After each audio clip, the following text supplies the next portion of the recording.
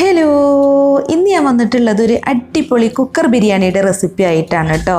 അപ്പോൾ ഇതിനു മുമ്പ് കുക്കറിൽ സാധാരണ ബിരിയാണി റൈസ് വെച്ചിട്ടുള്ള ഒരു അടിപൊളി ചിക്കൻ ബിരിയാണി ഞാൻ അപ്ലോഡ് ചെയ്തിട്ടുണ്ട്. അപ്പോൾ അതിന് 11 ലക്ഷം വ്യൂസൊക്കെ കിട്ടിയിട്ടുണ്ട് കേട്ടോ. അപ്പോൾ അന്ന് തന്നെ ഒത്തിരി പേര് ചോദിച്ചിട്ടുണ്ടായിരുന്നു ബസ്മതി റൈസ് വെച്ചിട്ട് എങ്ങനെയാണ് കുക്കറിൽ ബിരിയാണി ഉണ്ടാക്കുകയെന്ന്.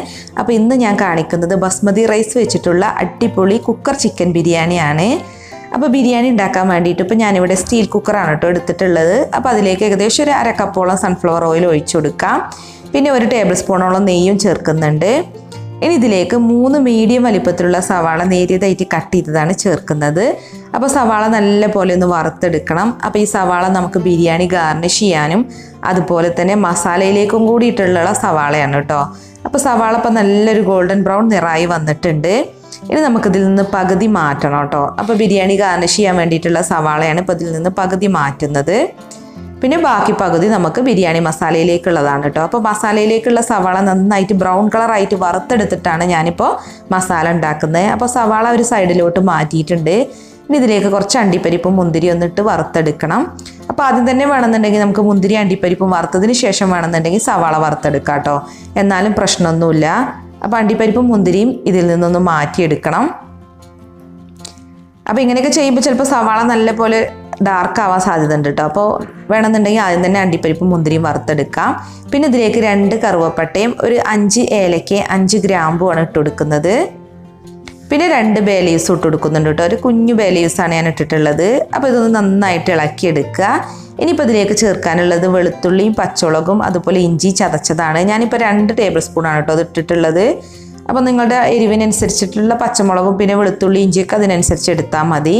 പിന്നെ 2 മീഡിയം വലിപ്പത്തിലുള്ള തക്കാളി കട്ട് ചെയ്തതാണ് ചേർക്കുന്നത്. അപ്പോൾ നമ്മളിനി തക്കാളി നല്ല പോലെ ഒന്ന് മിക്സ് ചെയ്തിട്ട് ഈ തക്കാളി വെന്തുടയുന്നത് വരെ ഒന്ന് കുക്ക് ചെയ്യണം കേട്ടോ. അപ്പോൾ തക്കാളിയൊക്കെ ഇപ്പോൾ ഇവിടെ നല്ല പോലെ വെന്തുടഞ്ഞ് വന്നിട്ടുണ്ട്. ഇനി നമുക്കിതിലേക്കുള്ള മസാലപ്പൊടികൾ ഇട്ട് കൊടുക്കാം. 1/2 ടീസ്പൂൺ മഞ്ഞൾപ്പൊടി, 1 ടീസ്പൂൺ മുളക് പൊടി, പിന്നെ 1 ടീസ്പൂൺ മല്ലിപ്പൊടി, പിന്നെ ഗരം മസാലയും 1 ടീസ്പൂണാണ് ഇട്ട് കൊടുക്കുന്നത്. പിന്നെ ചിക്കൻ കറി മസാലയും 1 ടീസ്പൂൺ ഇട്ട് കൊടുക്കുന്നുണ്ട്. ഇനി ഇത് നന്നായിട്ടൊന്ന് മിക്സ് ചെയ്തെടുക്കുക. ഇനി നമുക്കിതിലേക്ക് ചിക്കൻ ഇട്ട് കൊടുക്കാം. ചിക്കൻ ഇപ്പോൾ ഞാൻ 500 ഗ്രാമാണ് കേട്ടോ എടുത്തിട്ടുള്ളത്. വലിയ ചിക്കൻ പീസായിട്ടാണ് കട്ട് ചെയ്തിട്ടുള്ളത്. നിങ്ങൾക്ക് വേണമെന്നുണ്ടെങ്കിൽ ചെറുതായിട്ട് എടുക്കാം. പിന്നെ ആവശ്യത്തിന് ഉപ്പും കൂടെ ഇട്ട് കൊടുത്തിട്ട് നന്നായിട്ട് ചിക്കനും മസാലയും ഒന്ന് മിക്സ് ആക്കി എടുക്കുക. ഇനി ഇതൊന്ന് വേവിച്ചെടുക്കണം. അപ്പോൾ അതിന് വേണ്ടിയിട്ട് അടച്ചു വെക്കാം. വെള്ളമൊന്നും ഒഴിക്കേണ്ട ആവശ്യമില്ല കേട്ടോ. അപ്പോൾ അത് വേവുന്ന സമയം കൊണ്ട് നമുക്ക് ബിരിയാണിയിലേക്കുള്ള റൈസ് ഒന്ന് വേവിച്ചെടുക്കണം. അപ്പോൾ അതിന് വേണ്ടിയിട്ട് വെള്ളം തിളപ്പിച്ചിട്ടുണ്ട്. ഇനി അതിലേക്ക് 1 ടേബിൾ സ്പൂൺ സൺഫ്ലവർ ഓയിൽ ഒഴിച്ചെടുക്കാം. റൈസ് ഒട്ടിപ്പിടിക്കാതിരിക്കാൻ വേണ്ടിയിട്ടാണ്. പിന്നെ ആവശ്യത്തിനുള്ള ഉപ്പും കൂടെ ഇട്ട് കൊടുക്കാം കേട്ടോ. പിന്നെ ഒരു നാരങ്ങയുടെ പകുതി ജ്യൂസും കൂടെ ചേർക്കുന്നുണ്ട്. ഇനി ഇതിലേക്ക് ബസ്മതി റൈസ് ഇട്ട് കൊടുക്കുക. ഞാനിപ്പോൾ 3 കപ്പ് ബസ്മതി റൈസാണ് കേട്ടോ എടുത്തിട്ടുള്ളത്. 1/2 മണിക്കൂർ വെള്ളത്തിൽ കുതിർത്തതിന് ശേഷമാണ് ഇപ്പോൾ അരി ഇതിലേക്ക് ഇട്ട് കൊടുക്കുന്നത്. അപ്പോൾ നല്ല നീളമുള്ള വെള്ള ബസ്മതി റൈസാണ് കേട്ടോ ഞാൻ എടുത്തിട്ടുള്ളത്.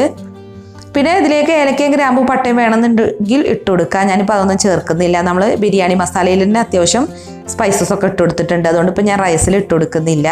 അപ്പോൾ ഇനി നമ്മൾ നന്നായിട്ടൊന്ന് ഇളക്കിയതിന് ശേഷം ഇത് അടച്ചു വെച്ചിട്ടൊന്ന് കുക്ക് ചെയ്യുക കേട്ടോ. ഒരു 60% മാത്രം റൈസ് വേവിച്ചാൽ മതി.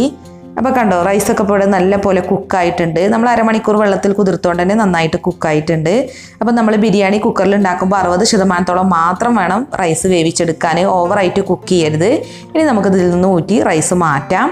അപ്പോഴേക്കും ചിക്കനൊക്കെ ഇപ്പോൾ ഇവിടെ ഏകദേശം കുക്കായിട്ടുണ്ട് കേട്ടോ. അപ്പോൾ നമ്മൾ ഇടയ്ക്കൊന്ന് തുറന്നൊന്ന് ഇളക്കി കൊടുത്തുകൊണ്ടിരിക്കണം. അപ്പോൾ കണ്ടില്ലേ നന്നായിട്ട് വെള്ളമൊക്കെ ഉണ്ടായിട്ടുണ്ട് ചിക്കനിൽ.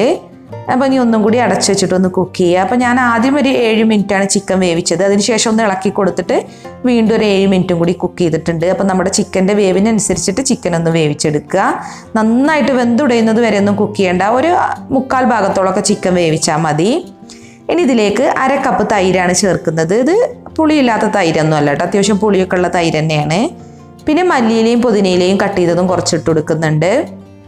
എന്നിട്ട് നന്നായിട്ടൊന്ന് മിക്സ് ചെയ്തെടുക്കുക. അപ്പോൾ ചിക്കനൊക്കെ ഇപ്പോൾ ഏകദേശം 1/4 ഭാഗത്തോളം കുക്കായിട്ടുണ്ട് കേട്ടോ. അപ്പോൾ ഇനി ഇതിൽ കുറച്ച് വെള്ളമുണ്ട്. അപ്പോൾ ആ വെള്ളം ഒന്ന് വറ്റിച്ചെടുക്കാൻ വേണ്ടിയിട്ട് വേണമെന്നുണ്ടെങ്കിൽ നമുക്ക് തുറന്ന് വെച്ചിട്ടൊന്ന് കുക്ക് ചെയ്തെടുക്കാം. അപ്പോൾ ഇടയ്ക്കൊന്ന് ഇളക്കി കൊടുക്കണം കേട്ടോ. സ്റ്റീൽ കുക്കർ ആയതുകൊണ്ട് തന്നെ അടി പിടിക്കാൻ നല്ല സാധ്യത ഉണ്ട്. അപ്പോൾ നമ്മൾ സ്റ്റീൽ കുക്കറൊക്കെ എടുക്കുമ്പോൾ പ്രത്യേകം ശ്രദ്ധിക്കണം അടി പിടിക്കാതിരിക്കാൻ വേണ്ടിയിട്ട്. അപ്പോൾ വെള്ളമൊക്കെ ഇപ്പോൾ ഏകദേശം വറ്റിയിട്ടുണ്ട്. ഇത്ര മതി, നന്നായിട്ട് വറ്റിച്ചെടുക്കണ്ട.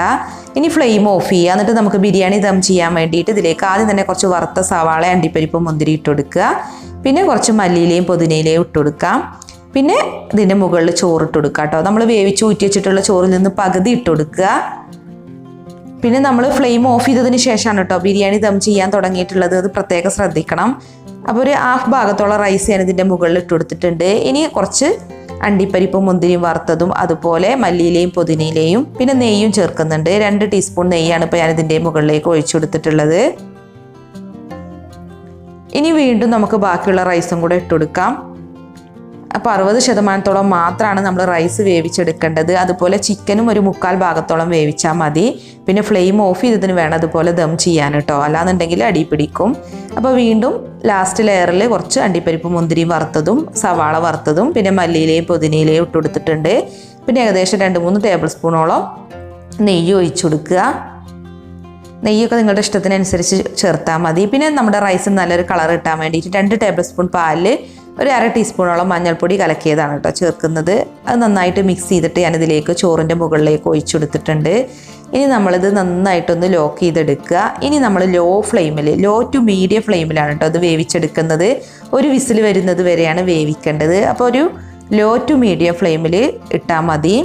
എന്നിട്ട് ഒരു വിസിൽ വന്നു കഴിഞ്ഞാൽ അപ്പം തന്നെ നമ്മൾ ഫ്ലെയിം ഓഫ് ചെയ്യണം. ഞാനിപ്പോൾ 6.5 ലിറ്ററിൻ്റെ കുക്കറിലാണ് കേട്ടോ ഇപ്പോൾ ബിരിയാണി ദം ചെയ്തെടുക്കുന്നത്. 3 കപ്പ് അരിയും 1/2 കിലോ ചിക്കനും ആണ് ഇപ്പോൾ ദം ചെയ്തെടുക്കുന്നത്. അപ്പോൾ ഫസ്റ്റ് വിസിൽ വന്ന് കഴിഞ്ഞാൽ തന്നെ നമ്മൾ ഫ്ലെയിം ഓഫ് ചെയ്യണം. ഇപ്പോൾ കണ്ടോ ഫസ്റ്റ് വിസിൽ വന്നിട്ടുണ്ട്. വിസിൽ വടിച്ച ഉടനെ തന്നെ നമ്മൾ ഫ്ലെയിം ഓഫ് ചെയ്യുക. എന്നിട്ട് അപ്പം തന്നെ നമ്മൾ ഇതിലത്തെ പ്രഷറും കളയണം കേട്ടോ. പ്രഷർ വെച്ചിരിക്കാൻ പാടില്ല. കംപ്ലീറ്റ് പ്രഷറും കളഞ്ഞിട്ട് നമ്മൾ അപ്പം തന്നെ ഈ പ്രഷർ കുക്കറിൻ്റെ ലിഡ് ഓപ്പൺ ചെയ്യണം. അല്ലാന്നുണ്ടെങ്കിൽ നമ്മുടെ ബിരിയാണിയൊക്കെ ഓവറായിട്ട് കുക്കായിട്ട് പോവും. അപ്പോൾ ഇതിൻ്റെ പ്രഷറെല്ലാം കളഞ്ഞിട്ടുണ്ട്. ഇപ്പോൾ കണ്ടോ നമ്മുടെ ബിരിയാണി നല്ല പെർഫെക്റ്റ് ആയിട്ട് ദമ്മായിട്ടുണ്ട് കേട്ടോ. നല്ലൊരു സ്മെല്ലാണ് ഇപ്പോൾ വരുന്നത്. അപ്പോൾ നമ്മൾ പതുക്കെ വേണം അതൊന്ന് ഇളക്കി കൊടുക്കാൻ. ഒരു ഫോർക്ക് ഉപയോഗിച്ചിട്ടാണ് ഞാനിപ്പോൾ പതുക്കെ ഒന്ന് മിക്സ് ചെയ്ത് കാണിക്കുന്നത്. ഇനി നമ്മൾ ഈ കുക്കറിലിട്ട് ഇത് മിക്സ് ചെയ്യരുത് കേട്ടോ. നമ്മൾ വലിയൊരു പാത്രത്തിലൊക്കെ ഇട്ട് മിക്സ് ചെയ്യണം. എന്നിട്ട് വേണം നമ്മളിത് സെർവ് ചെയ്യാൻ. അപ്പോൾ ഞാൻ സാധാരണ ബിരിയാണിയൊക്കെ ഉണ്ടാക്കുന്ന ഒരു പോട്ടിലിട്ടിട്ടാണ് ഇപ്പോൾ റൈസും ചിക്കനും ഒക്കെ നന്നായിട്ട് മിക്സ് ചെയ്തെടുത്തിട്ടുള്ളത്. അപ്പോൾ ചിക്കനും മസാലയൊക്കെ അടിയിലും റൈസും മുകളിലും ആയിരിക്കും. അപ്പോൾ നമ്മൾ നന്നായിട്ടൊന്ന് നല്ലൊരു വലിയ പോട്ടിലിട്ടിട്ട് നന്നായിട്ടൊന്ന് മിക്സ് ചെയ്തിട്ട് വേണം സെർവ് ചെയ്യാൻ. എന്നിട്ട് അതിൻ്റെ മുകളിലേക്ക് കുറച്ച് അണ്ടിപ്പരിപ്പും മുന്തിരിയും വറുത്തതും അതുപോലെ കുറച്ച് മല്ലിയിലയും പുതിനയിലയും ഒക്കെ ഇട്ട് കൊടുക്കുക. അപ്പോൾ കണ്ടോ നമ്മുടെ ചിക്കനൊക്കെ നല്ല പെർഫെക്റ്റ് ആയിട്ട് കുക്കായിട്ടുണ്ട്. അപ്പോൾ ഇത്രയേ ഉള്ളൂ. കുക്കറിൽ നമുക്ക് വളരെ എളുപ്പത്തിൽ ബസ്മതി റൈസ് വെച്ചിട്ട് ചിക്കൻ ബിരിയാണി ഉണ്ടാക്കാം. അപ്പോൾ നിങ്ങളൊന്ന് ട്രൈ ചെയ്ത് നോക്കുക. എന്നിട്ട് നിങ്ങളുടെ ഫീഡ്ബാക്കും അറിയിക്കുക. അപ്പോൾ ഈ ബിരിയാണിയുടെ റെസിപ്പി ഇഷ്ടമായിട്ടുണ്ടെങ്കിൽ ലൈക്ക് ചെയ്യുക, ഷെയർ ചെയ്യുക. അതുപോലെ നിങ്ങളുടെ വിലയേറിയ അഭിപ്രായങ്ങളൊന്ന് കമൻറ്റ് ചെയ്യുക കേട്ടോ. അപ്പോൾ ഇതുപോലുള്ള നല്ല വെറൈറ്റി റെസിപ്പികളുമായി നമുക്ക് വീണ്ടും കാണാം. Thank you.